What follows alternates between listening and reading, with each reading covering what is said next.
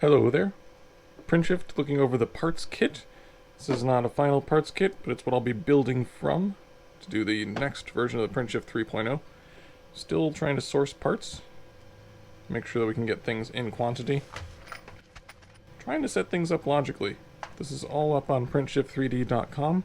We have the full bill of materials, link in the description. We do need to replace Prusa's original heated bed cable cover. And so this is sort of in the logic of, here's your bed parts, here's the ejector parts, that's the motor, I don't know what a motor looks like, your electrical parts, beams, and the motor holder. All fits into a tackle box except for the smooth rods. 6 hex standoffs, the 2 brass bushings. These particular are quite expensive and I think overbuilt, so we're going to try to get something cheaper to work there. Next is the tensioner. You've got both the idler in with the screws and nuts that I'll need to function. And we have the bed screws, or the longer screws to hold the bed on. Next row, your 8mm parts. So this connects the bed. One side will be on the bed. We do have our custom spider here.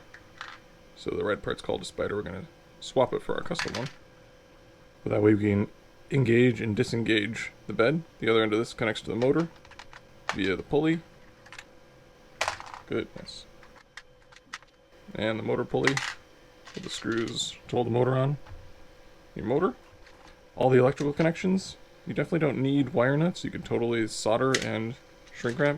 You can also solder your connectors for the micro switch. I really think this is something you need in order to take power off the or like to take the ground lug off of the Prusa Mini. Your micro switch along with its mount and screws. Should also have the 2 T-nuts in there as well. Still in the mail. The really long screws that we use to hold these parts together. So let's see, it'll go something like that. Yeah. The screw goes all the way from that on and into the printer.